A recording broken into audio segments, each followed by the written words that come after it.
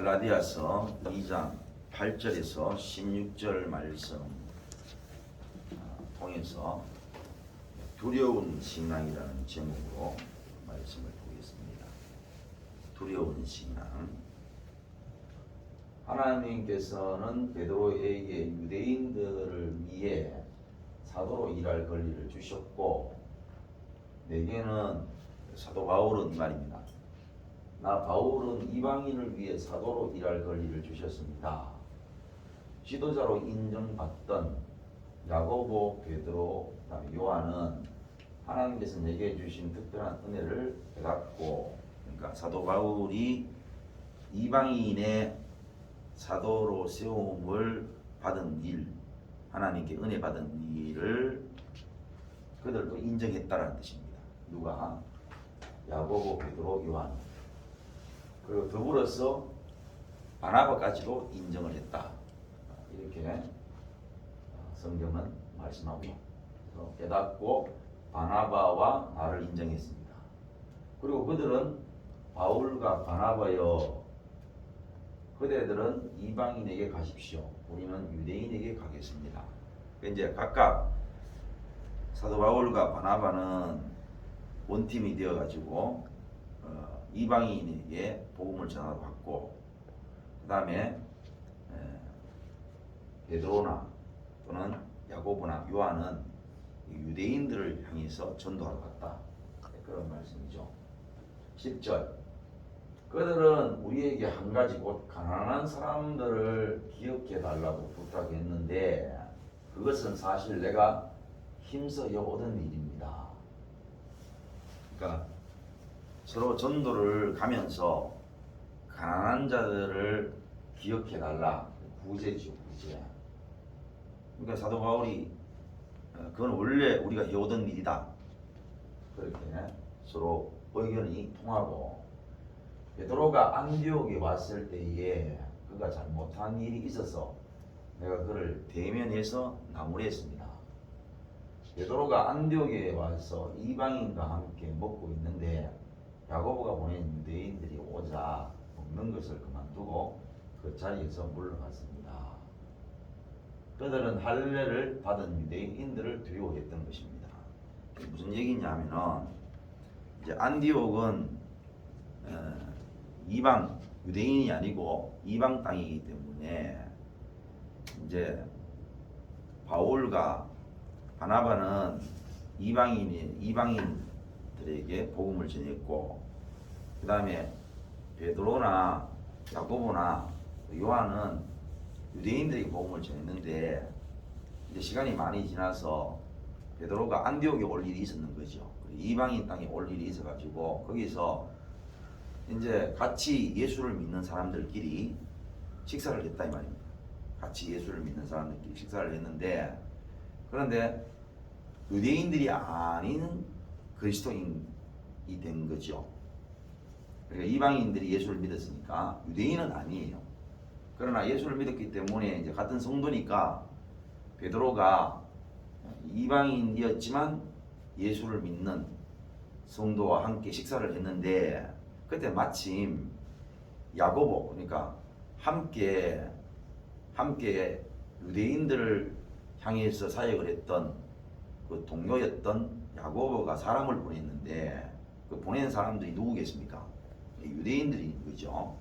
그 유대인들이 도착을 해가 이제 식사하는 자리를 들어오니까, 그러니까 이제 베드로가 자리를 벌떡 일어서서 나가버린 거예요.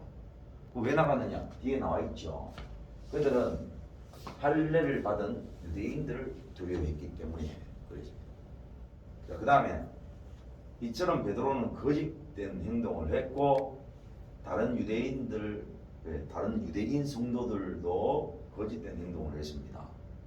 그러니까 옆에 있던 다른 유대인들, 그러니까 성도이긴 하지만 원래 유대인이었는데 예수를 믿은 사람들이 같이 일어섰는 거예요. 심지어 바나바는 바울과 함께 동역을 했던 하나님의 종이었는데, 바나바는 이방인들과 함께 함께 먹고 이방인들과 함께 사역을 했던 이 바나바조차도 뭐냐? 그들의 거짓된 행동에 유혹을 받았습니다. 같이 나갔단 말이에요.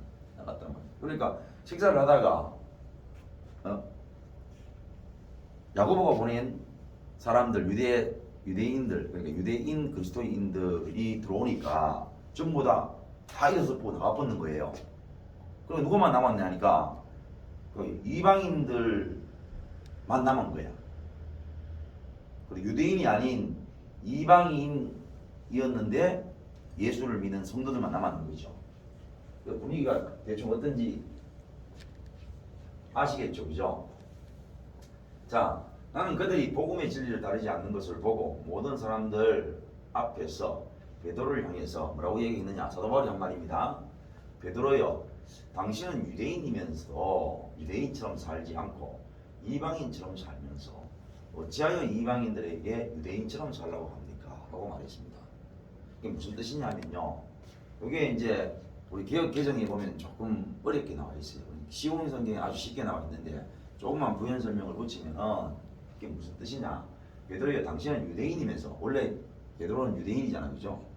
유대인이면서 유대인처럼 살지 않는다. 그게 무슨 얘기냐? 예수님 덕분에, 예수님 때문에 이제 본인은 유대인이면서 율법에 의해 사는 것이 아니고 율법을 다 폐기하고 이방인처럼 믿음으로 오직 예수를 믿는 믿음으로만 산다 이거죠.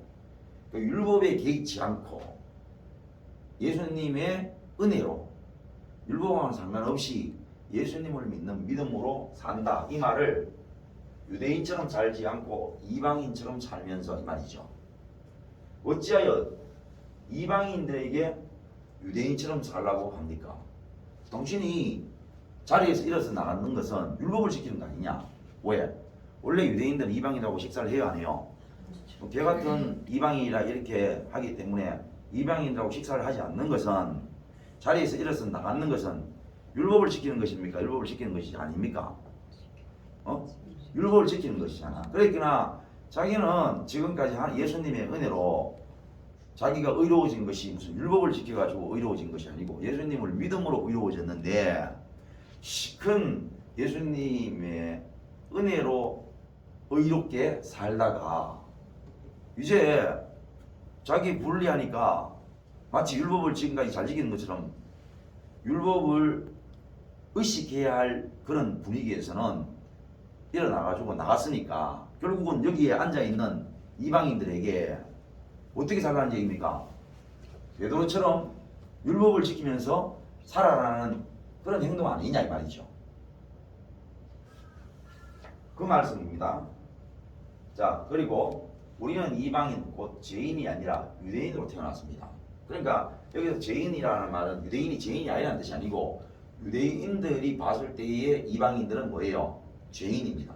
그러니까 우리가 얘기하는 그런 죄인인 이방인으로 태어나지는 않았고 유대인으로 태어났는데 그러나 하지만 우리는 율법을 따른다고 해서 의롭다함을 받은 것이 아니다 이거죠. 그래서 이제 베드로의 그 행동의 본질적이고 핵심적인 부분을 지적합니까? 지적 안 합니까? 지적을 하는 거죠. 우리가 죄인이 아니고 여기서 죄인이라는 것은 절대적인 유대인들은 의인이고 이방인들은 죄인이라는 뜻이 아니고 유대인들이 말하는 유대인들의 입장, 유대인의 관점에서 봤을 때의 죄인인 그런 이방인으로 태어나지 않았고 우리는 유대인으로 태어났지만 그렇다고 해가지고 율법을 따른다고 해서 우리에게 율법이 있어서 율법을 따른다 해가지고 의롭다함을 받은 것은 아니다 이 말이죠. 그게 뭡니까? 오늘 사도들을 예수님을 믿는 사람들이 믿는 바 아닙니까? 예수 그리스도를 믿음으로 의롭다함을 얻은 것을 압니다. 그래서 우리는 의롭다함을 얻으려고 그리스도 예수를 믿었습니다. 우리가 의롭다함을 얻은 것은 그리스도를 믿었기 때문이지 율법을 지켰기 때문이 아닙니다. 율법으로는 어느 누구도 의롭다함을 얻을 수 없습니다. 이렇게 이제 뭐 어려운 게 하나도 없죠. 그래서 쉬운 성경이 달라 있기 때문에 그래서 우리가 쉬운 성경을 좀 보고 그 본문을 보면은 더욱더 명확하게 알 수 있습니다. 자, 그래서 본문에 넘어오면은 베드로에게 역사하사 그를 할례자의 사도로 삼으신 이가 또한 내게 역사하사 나를 이방인의 사도로 삼으셨다. 그러니까 베드로, 그 다음에 야고보, 요한은 하나님께서 유대인의 사도로 삼고, 또 바울과 바나바는 이방인의 사도로 삼았는데, 그래서 이 부분은 뭡니까? 항상 하나님의 말씀은 앞뒤가 빈틈이 없습니다. 빈틈이 없는 이유가 뭐냐면요, 빈틈이 아닌데 빈틈을 주게 되면은 나중에 죄인들이 헛소리를 해요. 헛소리를. 하나님은 인간이 그런 걸 알기 때문에 정확하게 뭐냐면 앞뒤 관계를 정확하게 명확하게 해둬요. 오늘 여기 보면요, 이걸 왜 해놨겠나 싶은 생각이 들어요. 그게 어떤 부분인지 아느냐면, 아까 우리가 지원성경에서 봤던 것처럼 야고보, 게바는 베드로를 말하는 거죠. 그 다음에 요한도 내게 주신 은혜를 알므로, 여기 이 무슨 말이냐, 하나님이 바울과 바나바도 이방인의 사도로 세웠다라는 사실을 알고 이 말입니다. 나와 바나바에게 친교의 약속, 다시 말하면 인정하고, 그래서 이방인에게로 가게 했다라는 이 부분을 명시를 해놨습니다. 만약에 이 부분을 하지 않고 베드로에게 지적을 하잖아요. 그럼 죄인은 어떠냐?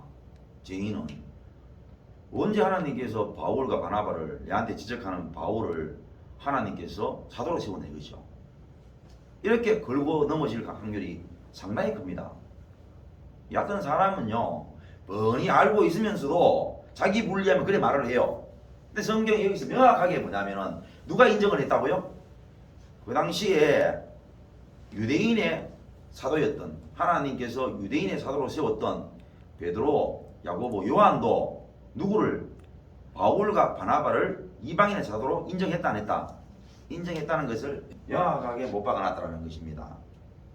자, 그 다음, 다만 우리에게 가난한 자들을 기억하도록 부탁하였으니 이것은 나도 본래부터 힘써 행하여 왔다. 게바가 베드로가 안디옥에 이르렀을 때에 책망받을 일이 있기로 내가 그를 대면하여 책망했다. 야고보에게서 온 어떤 이들이 이르기 전에 게바가 이방인들과 함께 묵다가 그들이 오매 그가 할례자들을 두려워하여 떠나 물러가매. 여러분, 베드로가 복음을 전합니다. 근데 복음을 어디에게 전하느냐 하니까 유대인들에게 전해요. 그러면 이게 얼마나 위험한 일이냐면요, 만약에 이방인들에게 복음을 전하는 것은 어쩌면요, 유대인들의 복음 전하는 것보다는 인간적으로 설명하면 좀 용이한 일이. 이게 왜냐하면은 우리의 풍습을 놓고 생각해 보세요. 우리의 풍습을 놓고. 제가 가령 예수를 믿었어요. 그런데 일본에 가서 복음을 전한다고 해봐요. 그러면 일본 사람들이 무슨 특별한 어떤 사법적인 문제 또는 뭐 그들의 어떤 질서를 흐트리는 문제, 이런 것들이 있기 전에는 못 건드립니다. 그런데 제가 예수를 믿고 일본에 가는 게 아니고 우리 집이나 우리 집 가문에 내가 복음을 전한다 해봐요. 그러면은 저도 과거에 그런 얘기를 들은 적이 있거든요. 아니, 네가 예수를 믿는 거는 네가 미리 뭐 우리야 뭐라 하겠노만은 니만 믿으려면 니만 믿지. 왜 옆에 있는 사람한테 자꾸 믿으라 그러고. 그래가지고 다 믿었구만. 제사는 누가 지내냐? 제사는 누가 지내고 너는 뭐도 안 된다 뭐 그러는데, 우리가 지금 우리 가문의 자랑이 이런 건데 네가 그래가 우리 지금 가문을 어지럽힌 게 아니냐. 그러니까 가문의 입장에서 봤을 때는 저의 복음 전하는 행동이 어때요? 눈에 가시가 됩니까 안 됩니까? 가시가 돼요. 그러나 일본 사람들은 실제적으로 말입니다, 저의 행동이 무슨 법적인 어떤 문제가 안 되면은 실제적으로 말을 못하지요. 그러니까 유대인들에게 복음을 전한다는 것은 눈의 가시예요. 수천 년 이어왔던 그 유대인들의 전통, 그들의 신앙을 대놓고 말입니다. 예수를 전하는데, 그것도 예수를 전한다는 말이 그냥 쉬운 말이가 그냥 오늘날처럼 마치 신비주의 비슷하게 예수 믿으면 구원받습니다, 예수 믿으면 천국 갑니다, 이런 어떤 신비주의가 아니라, 신비적인 종교를 전하는 것이 아니라 실제적으로 예수님이 하나님의 아들로 오셨는데 어떻게 하나님의 아들이심을 우리에게 보였느냐? 우리가 다 듣고 봤잖아. 그는 날 때부터 소경가, 날 때부터 벙어리와, 날 때부터 안전뱅이를 보게 하고 듣게 하고 이렇게 세우시고, 죽은 자를 살리시고, 오병이의 기적을 일으키시고, 죽으시고 사시고, 이런 것들을 우리가 다 봤잖아. 우리가 하나님의 아들 되시는 죄 없으신 예수님 우리가 죽였잖아. 그렇게 전하는데 이게 보통 일입니까, 여러분? 목숨 걸어야 되는 겁니다. 목숨을. 생각해봐요. 유대인들에게 복음을 전하는데 어떤 사람이 어떻게 합니까? 얼마나 두렵겠어요. 그리고 유대인들의 복음 전한다는 게, 물론 이방인의 복음 전하는 것도 정말로 힘들지만 유대인들의 복음 전한다는 것은 목숨을 매 순간 매 순간 걸지 않으면 안 되는 거예요. 이렇게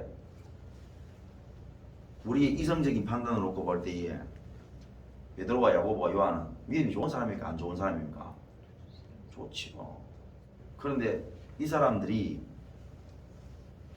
그런 데서는 목숨을 바쳤는데 희한하지 않습니까?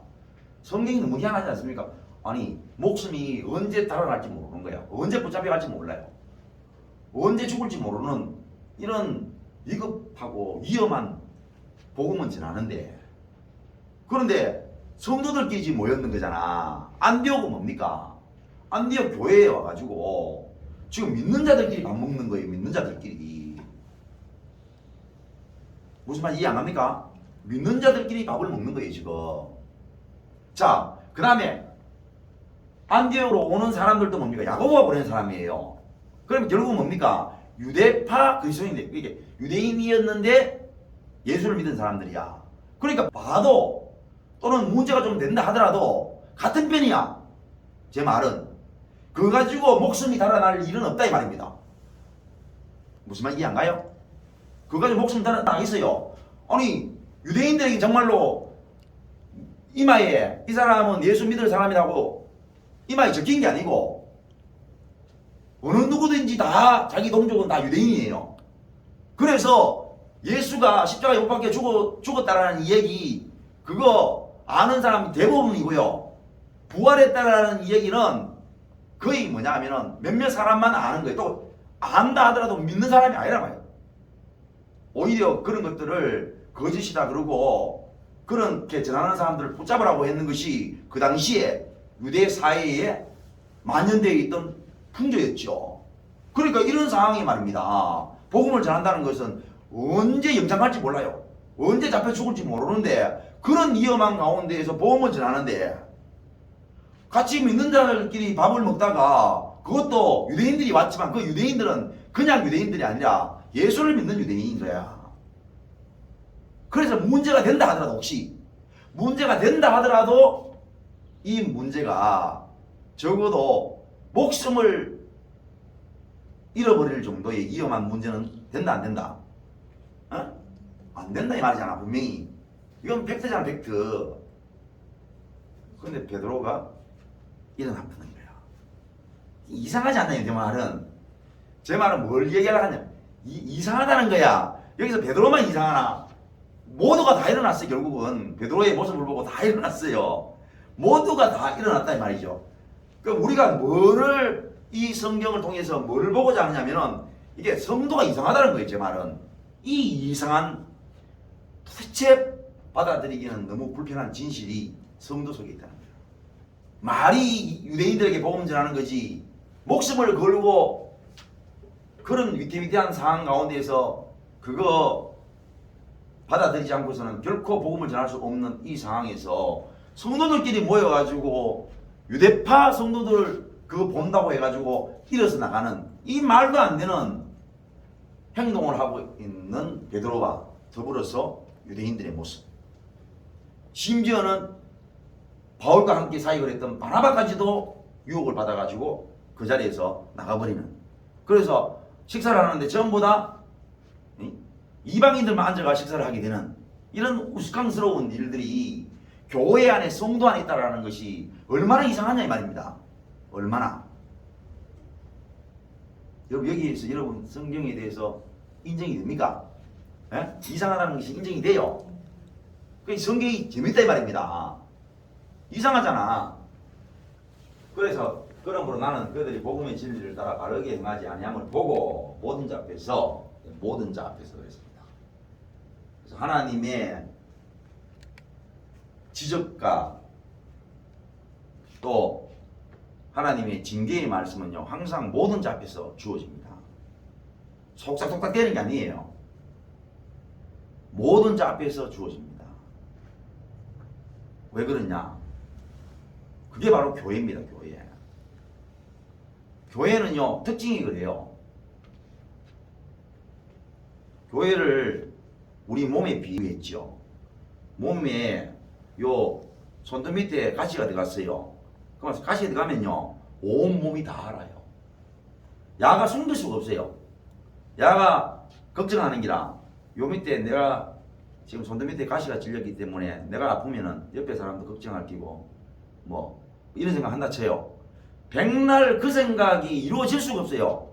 단 0.001초라도 여기에 찔리는 순간 온몸이 다 뭐냐, 다 알아버려요.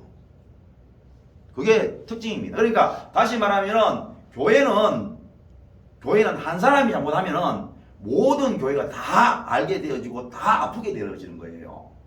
그래서 그 아픔을 절대 숨기지 않고 모든 자 앞에서 지적을 하는 겁니다. 네가 유대인으로서 이방인을 따르고 유대인답게 살지 아니하면서 어찌하여 억지로 이방인을 유대인답게 살게 하냐. 네가 유대인이면서, 다시 말하면 베드로 네가 유대인이잖아. 근데 네가 유대인으로 사나? 예수님의 은혜로 네 율법을 다 벌써 던져버리고 예수를 믿는 믿음에 의해서 의롭게 사는 그런 은혜를 네가 받았는데, 너는 그렇게 살면서 너는 유대인처럼 안 살면서 그래 율법대로 안 살았다는 얘기죠. 그런데 네가 율법을 따르는 것처럼 이방인들과 절대 식사를 같이 하지 않는 그 유대인들의 전통을 따라서 네가 이래서 나가버리면 그만 혼자서 밥 먹고 있는 이 이방인들, 우리는 절대로 유대인이 아니기 때문에 우리는 유대인과 밥을 한 개 먹을 수 없고 예수를 믿어도 율법을 지켜야 되는 거구나. 근데 이렇게 하는 거 아니야, 네 행동이.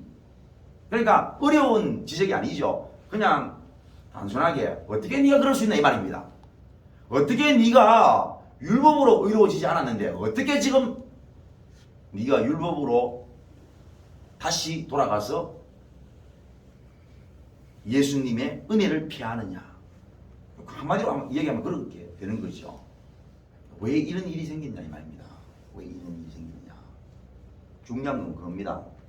왜 이런 일이 생겼냐. 맨날 얘기하잖아요. 안 돌아보이. 그런 길 안 돌아보이.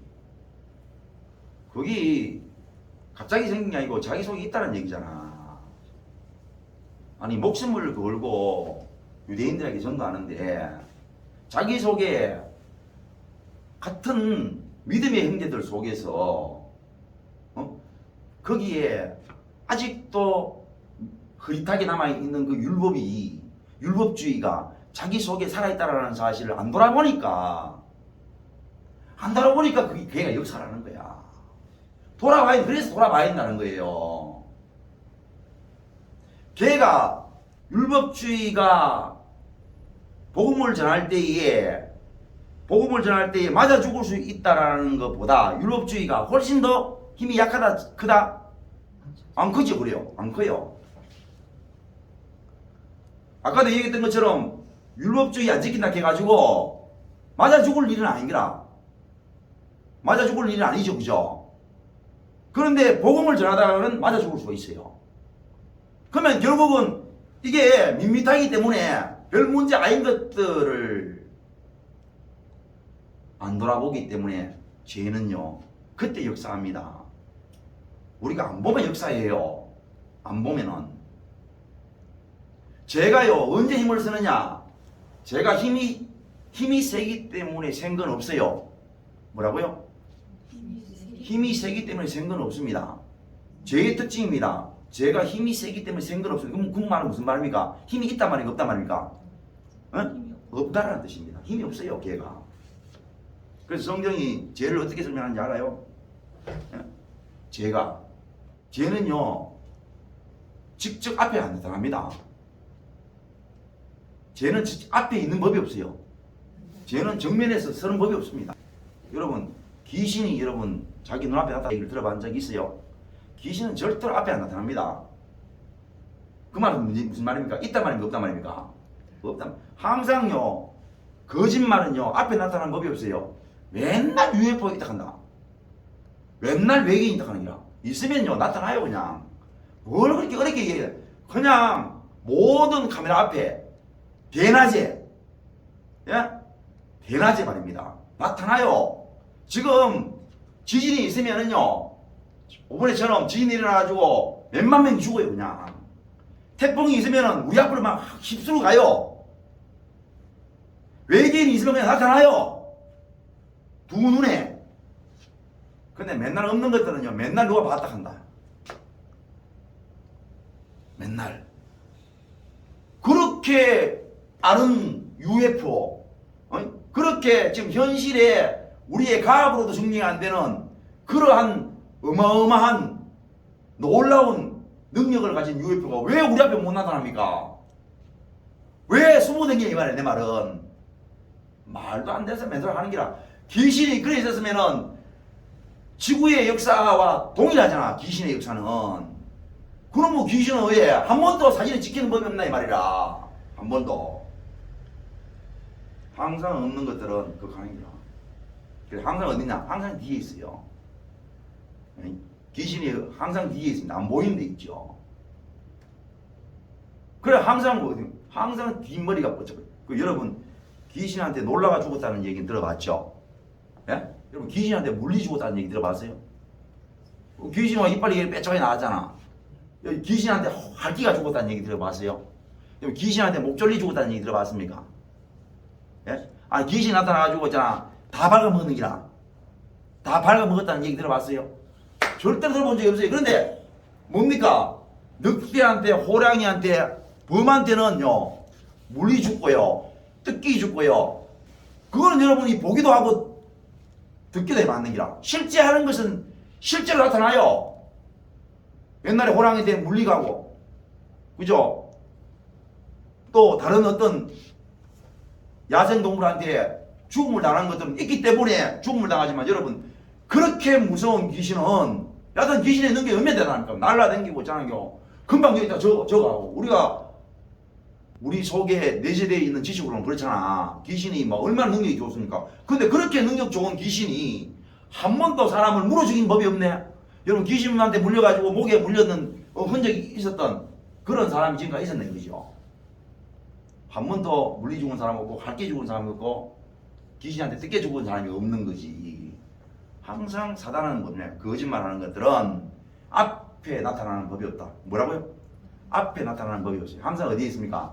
항상 뒤에 있습니다. 눈앞에 있는 유대인들한테 복음 잘못 전하면은 죽을 수도 있어요. 그런데 당당한 아이 앞에서 가지고 죽으면 죽으리라 하면은 귀신이 사단이 역사를 못하는데 그 마음속에 말입니다. 그 앉아 있어도 죽을 일은 없어요.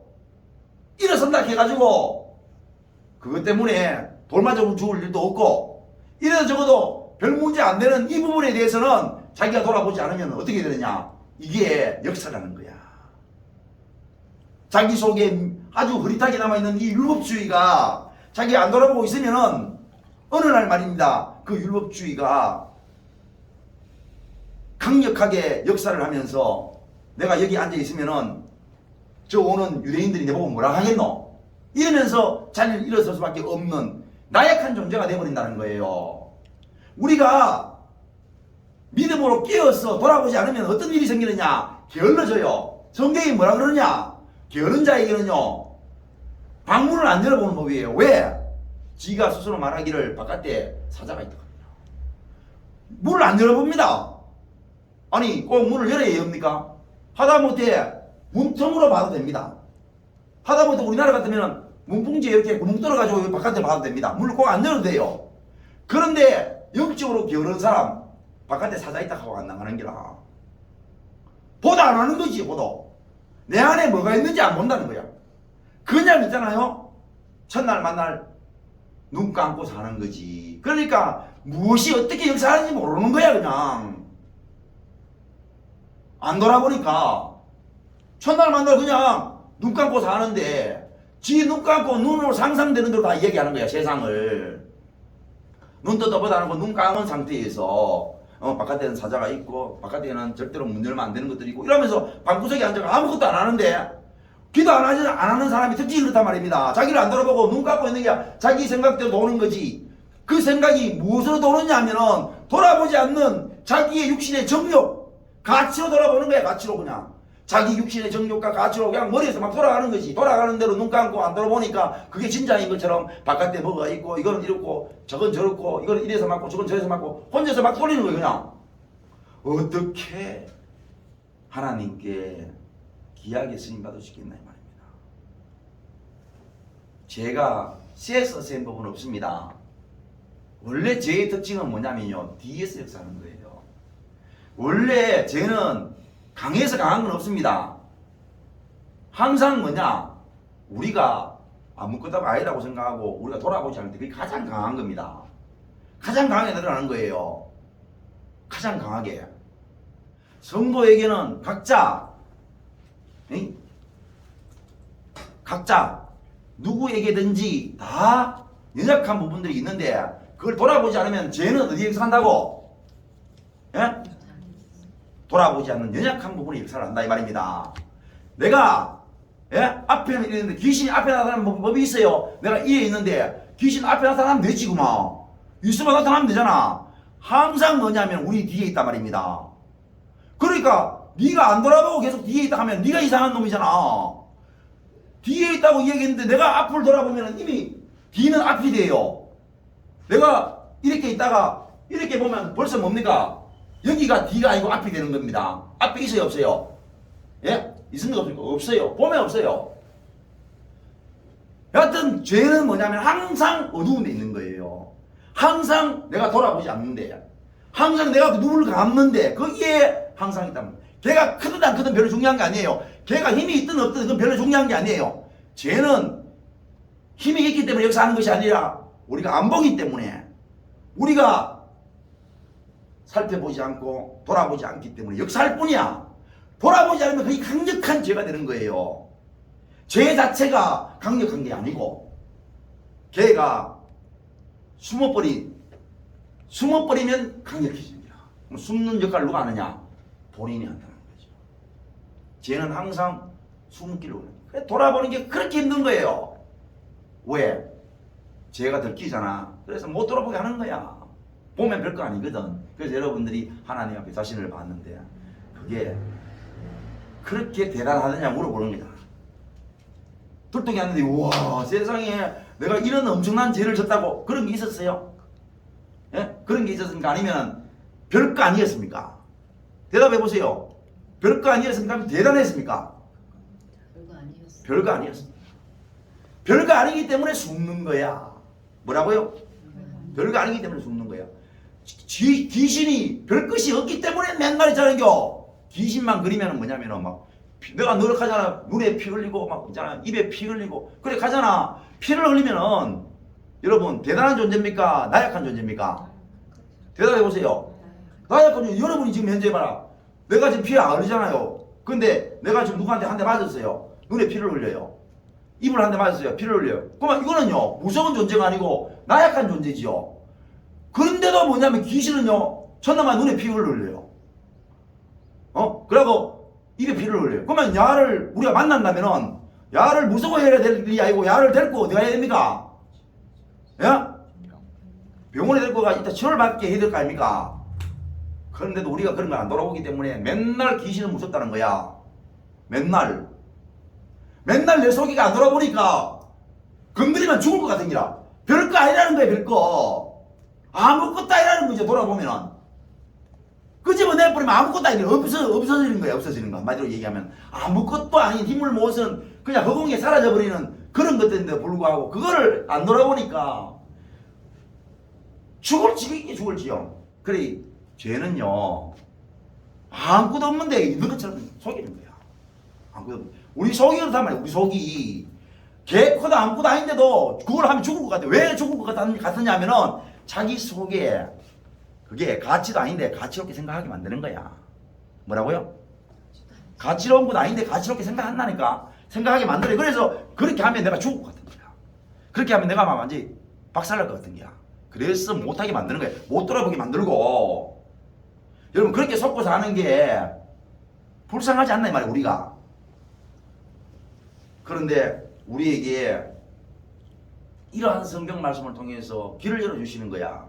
봐라, 믿음의 선진들도 목숨을 걸고 복음을 전했던 사람도 매일 당하지 않는다 해가지고 자기 속에 무엇이 있는지 깊이 못 돌아봤기 때문에 그 미미한, 그때는 복음을 전할 때 유대인들에게 목숨 걸고 복음 전하니까 내 속에 말입니다, 율법주의 그게 있는지 아닌지도 자기가 못 돌아봤기 때문에, 안 돌아봤기 때문에 몰랐던 것이었고, 결국은 그러한 자리에서 이것이 드러남으로 인해 가지고 복음을 전해 가지고 겨우겨우 말입니다, 그때 한 사람 한 사람 구하는 게 얼마나 한 사람 한 사람이 천하를 구하는 거하고 똑같은 그런 상황이냐 말이야. 그래가지고 한 사람 한 사람 같이 앉아가지고 밥을 먹는데 그 자기가 말입니다, 일어나가 가는 바람에 그 남아있는 이방인들 중에서 그리스도인들이 얼마나 낙심하고 그걸 잘못해가지고 그들 중에 교회를 떠나는 사람이 있다면 이거는 복음을 전하는 일보다 몇 배나 부작용을 일으키는 행동밖에 되냐 이 말이에요. 돌아본다는 게 그래요. 대단한 겁니다. 우리 속에 무엇이 있는지, 우리 속에 무엇이 있는지 돌아봐야 돼요. 돌아보면은 하나님이 우리의 삶을 풍성하게 만들어요. 풍성하게. 풍성하다는 것은요, 그림으로 따지면요, 둥글다는 뜻이에요. 꽉 차있다는 뜻입니다. 그럼 풍성하지 않는 건 뭐예요? 한쪽은 불룩한데 한쪽은 어떤다는 얘기입니까? 들어갔거나, 예?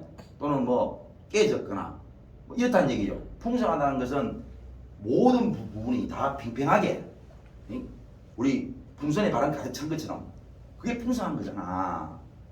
우리의 믿음이 그렇게 풍성하게 바뀌어야 되는데, 내가 지금 어느 부분에 목숨을 걸고 있기 때문에 다른 부분은 바람이 꺼졌는지 그가 깨졌는지 거기 물이 새는지 모른다는 겁니다. 그러면은 언젠가는 뭐냐, 그 부분이 침수가 돼가지고 그 부분이 문제가 돼가지고 내가 지금 하나님 앞에 하고 있는 부분도 손상을 입게 되는 거야. 열심히 복음 전해가지고 예수 믿는 사람들이 다 안디옥에 모여가지고 같이 밥 먹는데 그 얼마나 그 풍성한 자리가 되어야 되노, 얼마나 기쁨의 자리가 되어야 되고 얼마나 거기가 놀라운 하나님의 역사의 자리가 되어야 되는데, 그 일어나는 바람에 말입니다, 앉아있는 사람은 뭐 돼?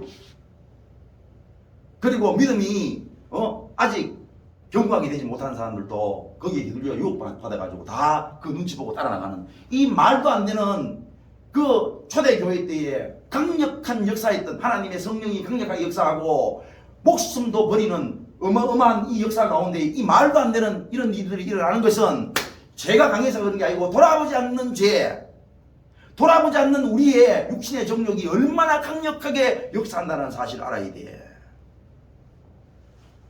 얼마나 무시무시하다는 걸 알아야 됩니다. 우리가 돌아보면은 우리의 신앙이 풍성하게 돼요.